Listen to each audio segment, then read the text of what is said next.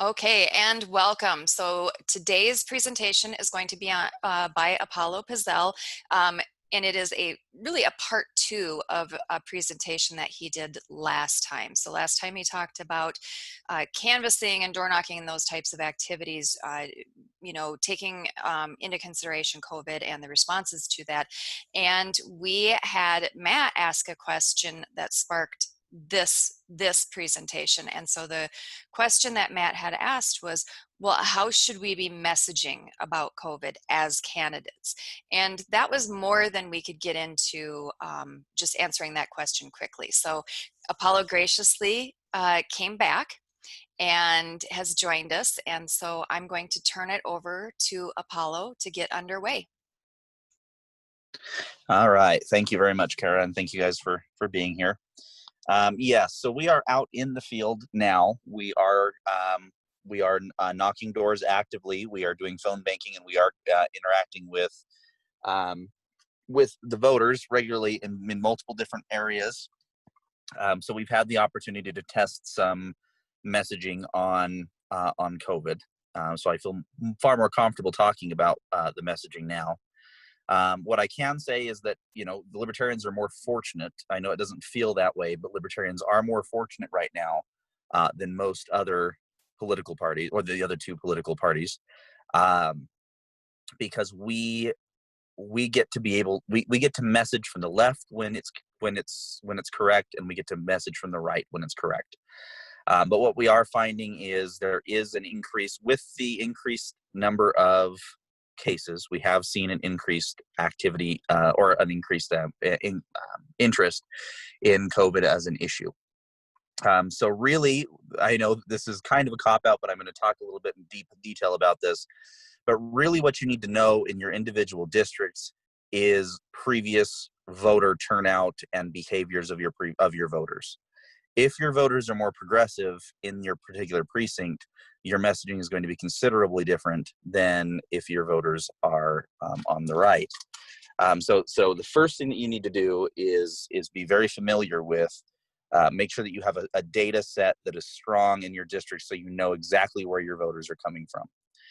The next thing is you need to work on knowing what your coalition is going to be to get to your win number. So if you are in a more conservative leaning district, but you have a very conservative opponent, obviously, trying to attack them from the right is going to alienate your base on the left. So basically what we've been doing is the hardest thing that we've had to overcome is direct questions of how you would have handled this with COVID. And the reason that's such a difficult question for us is because people are afraid. And as I tell my candidates all of the time, you can't beat fear, because the voters don't want to be told that their fear is wrong. Voters don't want to be told that their fear is irrational. So it does not work to try to explain why their fear is wrong.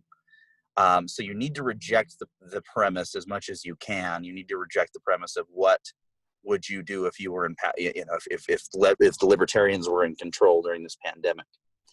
And what we have been doing is instead and leading back to what empowering local communities to be able to take care of crises like this. Decentralization has been the message that has worked on both the left and the right. So that is what I would say is the major focus that you should work on. Whether it be counties or municipalities, say that the main goal, this could be at any level, by the way, is to ensure that the solutions are local, and the government closest to the people is going to be the best and most responsive in the individual areas, so that there's not blanket that there's not blanket. I'm sorry, I'm getting questions. At the same time, we're doing this, just so you guys are aware, we had our first cases of COVID. I'm a city councilman, and we had our first cases of COVID today, so I'm getting a bunch of messages as I'm doing this. So I apologize if I get slightly distracted while I'm going through it, because we're dealing with that ourselves. Anyway, so you need to reject the premise, and you need to come from it from the local control issue. If you do get asked specifically what, if they keep pressing the issue, then that's when you need to defer back to your initial plan and your coalition, and what you say, not isolating or not lowering your voter ceiling so that you can continue to be competitive. So if your district is more on the left side, and there's more fear, which is going to be a far more challenging message that we need, a messaging we need to straddle. The answer to that is going to be on the personal responsibility side of things, emphasizing that, encouraging mask usage and tracking and tracing. You lean on science when you're dealing with left voters. Lean on science. Don't take a firm don't take a firm opinion on this, especially when you're dealing with people who are afraid. But what you can do is say libertarians would be reducing regulations to allow for more testing, tracking, tracing. It has been a winning message since the beginning. As long as you aren't saying that the disease is fake, that it's a fake disease, you're going to be safe with your right voters by leaning on science. We need more data, we need more testing, we need more tracking, and that's what we would have been doing, is allowing more of that to be happening. The red tape of federal government and centralized control made it very, very difficult for us to track this disease effectively early on, the way that South Korea did, et cetera, blah, blah, blah. So that's the way to approach it with the left. Do not deny, do not say that this is not bad. Don't talk about the statistic. And so let me be clear here. Don't bring up the 99.7% of people live through this. That's not what they want to hear. What they want to hear is that you would be collecting the data that got us to that 99.7% figure. They don't want to hear you recite the figure. So again, that's still rejecting the premise of the question a little bit. But if you tell somebody who is afraid not to be afraid, you are going to lose that voter. Now, on the right side, surprisingly, we have not run into, it's been very consistent with our polling and our focus groups. The right side of the spectrum has been pretty much ignoring the issue altogether. They occasionally ask us to take off our mask, which, if you're not very opposed to it, we are taking off our mask and just taking a couple of steps back. But basically, you're playing off of them. But if somebody on the right does come up with these mandatory mask policies and all of those things, it's easy to say, it's easy to lean on the science for one thing. And if they are a conservative, this is where you can use your line about the 99.7%, the survival rate and things like that. This kind of science, those kind of science terms are going to resonate well with conservatives. The important piece here is non-committal. This is a fluid situation. So let's say that you decide that your district is more right-wing, and so you think, I'm going to win more votes if I come out with these strong anti-COVID talking points. And then in August, or worse, October, there is all of a sudden it becomes it mutates and becomes this very deadly strain, and there's 15 people that have died in a day in your district alone. Well, then you've lost your election. So the importance here is that we need to be flexible and non-committal in our answers while being as specific to policy positions as we can be. And I know that this, it sounds like I'm telling you to give political answers and obfuscate, and that's because I am, because that's what you're going to have to do with this issue because it's so fluid. And I think that's basically what we've been finding. So in our conservative districts in Wyoming, we've been approaching this with, we're respecting people by wearing masks, but then we're taking the masks off and then we're changing the subject. But honestly, we have not had to deal with it with conservative voters. They move on pretty quickly. Granted, it's also in Wyoming, but science is the way to go. And now I'm happy to open it to questions if you're okay with that, Kara. I think this is more of a question and answer based discussion more than me just telling you what to say, because each of your individual races are going to be very unique. Absolutely, Apollo. So if you could recap, if you were at the door of a more liberal voter, if you could nutshell what you would say, how you Sure. would present that, if they're like, oh, how would you deal with this? I mean, what do you think about this? Right. So if somebody is very afraid, if you're talking to a progressive voter and they are very afraid, and the only thing that they want to hear you say is that you would shut this down, then that you have to jump immediately to, we need to make sure that the next time that a pandemic hits our country, we're in the midst of, almost reject this current crisis and say, what we really need to focus on is next time, because now we're in mitigation efforts. So immediately shift it to, well, we need to make sure that the next time we're facing something like this, that testing is readily available, tracing is readily available, and that people are able to, municipalities, local governments, local individual people are able to respond to a crisis like this more effectively without having to deal with government red tape. And that's what we offer them.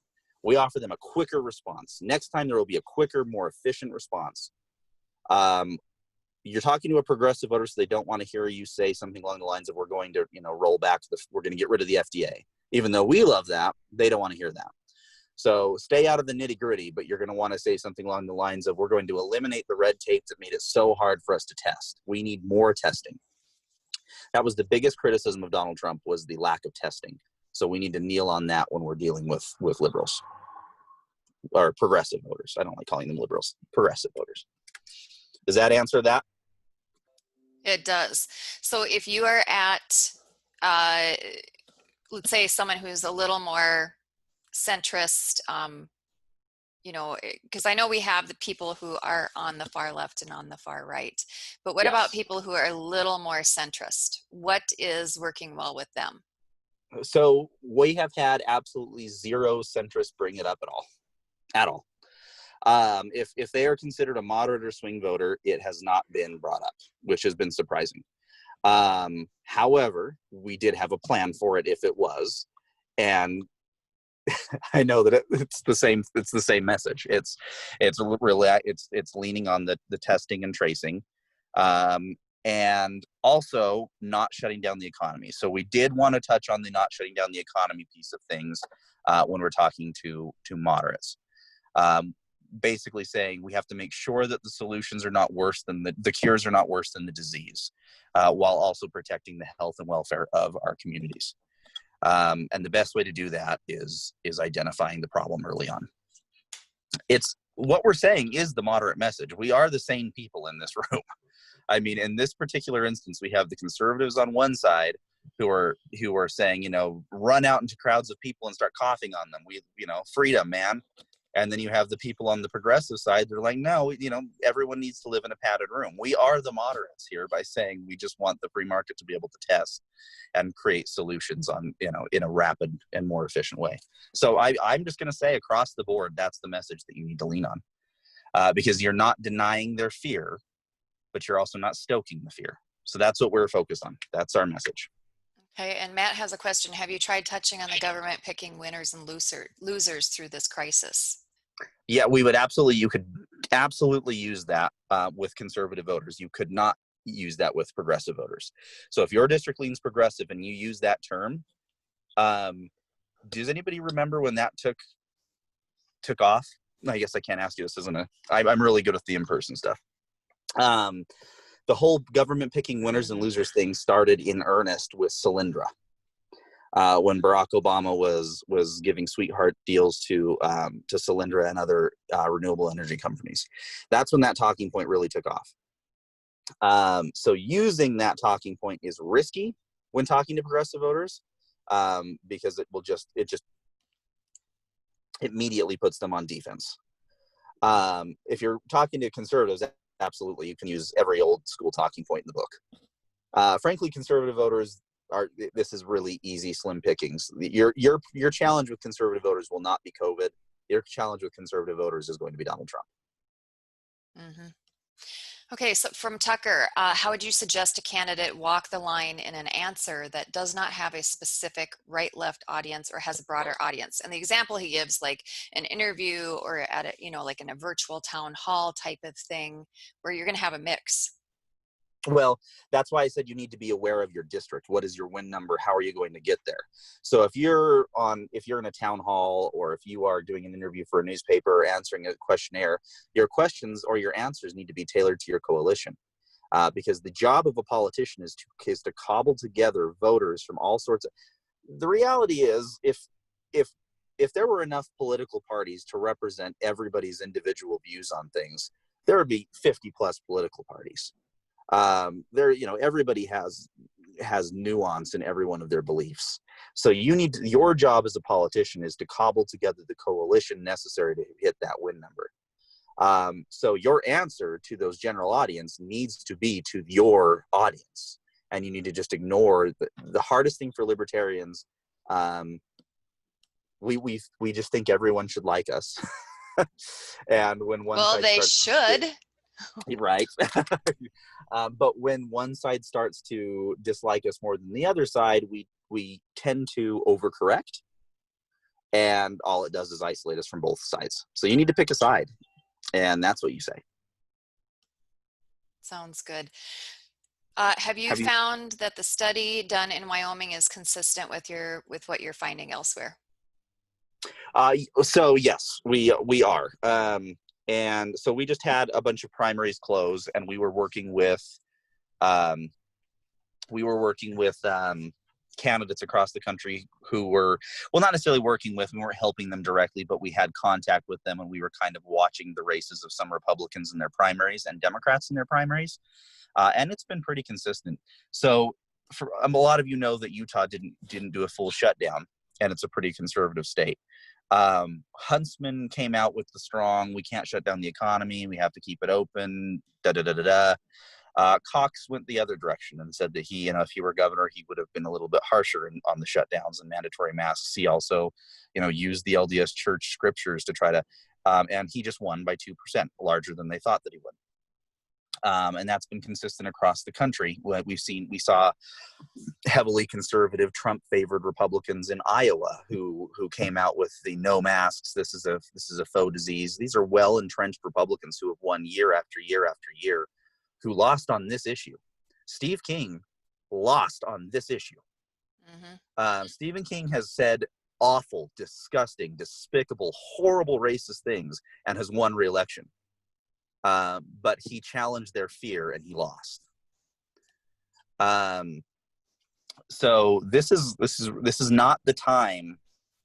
This is not the time to be Paul Revere, screaming that our rights are being taken away because people are afraid. And I hate to say that, because I believe that everything the government's done from top to bottom has been at least questionably constitutionally. But nobody wants to hear that. So yes, to answer the question in the longest way possible, I apologize. Yeah, across the country, we are seeing that this has been consistent.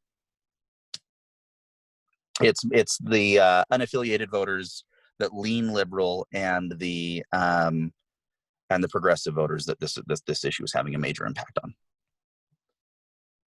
Got it. Are people being turned off by indoor? No. Okay, so that was from the last one, and I'll go ahead and restate this as well for Chris. So we're, even with the spike, we're not seeing very many, there's no one that's really turning us away. And our average time at the door is not changing. As a matter of fact, the masks were getting in the way, and people were, well, okay. So I advised people to get cloth masks last meeting. I'm actually going to amend that. The branded cloth masks seem really good, but cloth masks you cannot hear at a door, especially if it's on a busy street. They cannot hear you. Hospital masks are okay. They can hear through that a lot better. But cloth masks muffle your voice too much, especially for older voters. So we were actually finding that the masks after about 2 weeks of doing this, we were finding that results were being hampered by cloth masks, but not by medical masks. So there's a lot of nuance in this. But no, generally speaking, we have not had people turned off or slamming the door or angry at us for knocking on the doors. Now that has only been in red states. We have not had people on the ground in blue states yet.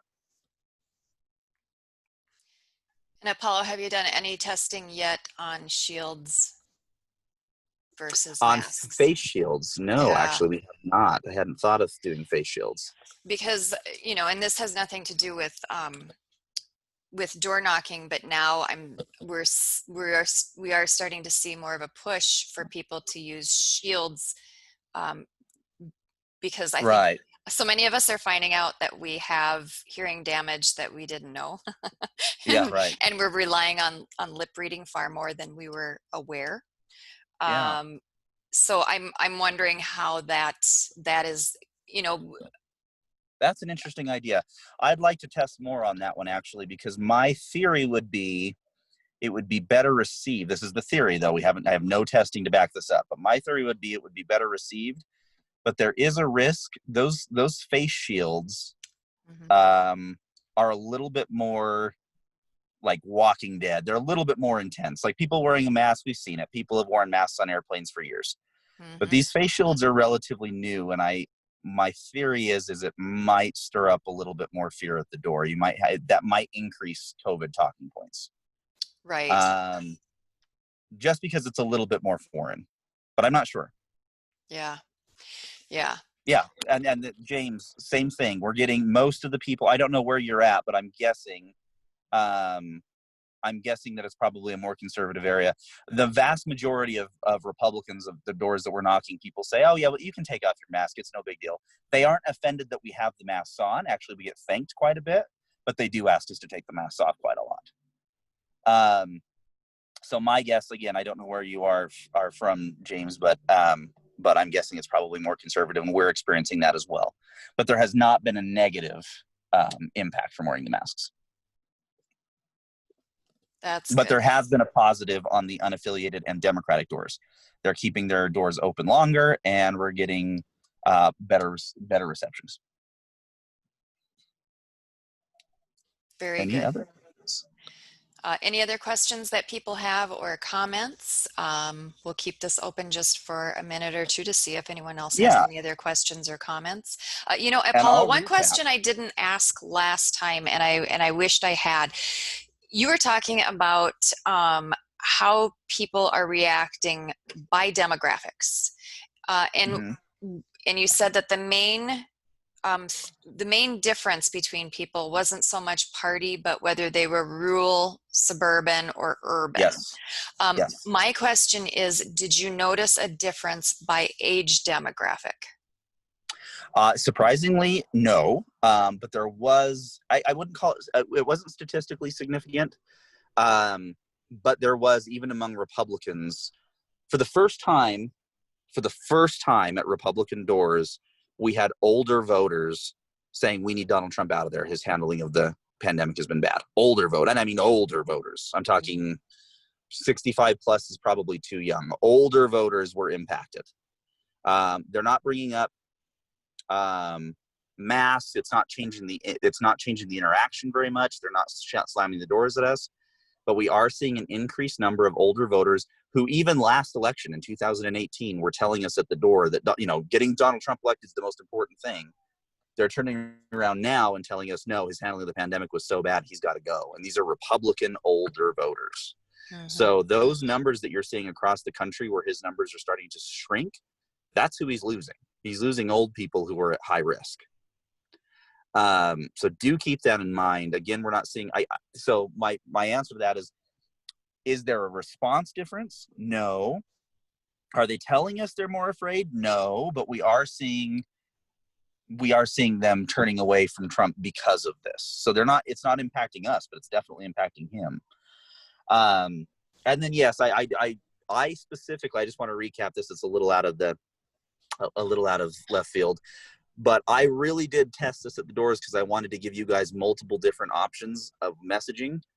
But honestly, almost every time it came back to test, track, trace, and reducing regulations, that was just the most effective. See, in a normal city setting, mid-sized town, suburb, how many doors can a person expect to be able to hit per hour?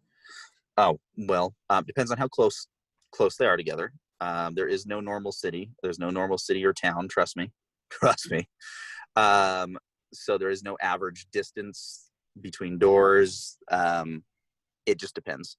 It also depends on how contested the race is. But on average, we pull out just our average in a moderately dense town. So we'll say Riverton, which is their average lot size is about 6,000 square feet. So for an average household of about 6,000 square feet, we were hitting between 92 and 107 doors in an hour, or I'm sorry, a day. And you can break that. We only knock for about 4.5 hours a day because we only hit in prime time. So you can do the math. With 4.5 hours, we hit between, like I said, 90 and 100 and 106. So, 100, yeah. So that's about how much you can expect. It has increased a little bit with COVID. Oh, prime time is, this isn't me considering this prime time. This is absolutely tested, tried and true. Every political scientist on the planet knows that prime time is between 5 and 8 p.m. We go an hour longer. We do 4 to 8:30. But prime time is 5 to 8 on weekdays. And then Saturday, it's called Super Saturday because you can go all day and have basically the same results. All right. I hope this was helpful. Are there any other questions? This was very helpful, and I think it's important for our candidates have to make decisions on their messaging, and it's going to come down to what their goal is. So candidates, if your goal is to win and make an impact in your community by serving in an elected position, what you're going to always need to do is look for what is the libertarian solution. And it may not be the most libertarian solution on the entire planet. It may not be machine guns and heroin. But you're looking for what is the libertarian solution that you in your position could implement. And I think Apollo was giving us very good advice on not only what is a libertarian solution, which it is, it's reducing the regulations so that we could have more testing. Those are libertarian solutions he was giving you. So, just understand that what we're looking to do is we're looking to give them a solution that they are able to take in and understand, and be open to, because until you get into elected office, there's only so much you can do. Once you get into elected office, there's actually a fair amount of impact that you can have on your community. So Apollo, thank you so much for doing this. I really appreciate it. Excellent advice on messaging and everything like that. That was fantastic. So last call for anyone if they have a question. Otherwise, we're going to be wrapping up. I'm happy to answer anything. So before, cause we're about to get hit by a monsoon. So. Well, I think that is going to be it for tonight. Apollo, Thanks, thank guys. you very much. I really appreciate it. And thank you to all of Thank our you, Sarah. candidates and campaign teams who were part of this. Appreciate it. And we're going to end this, and I'm going to boot you all out.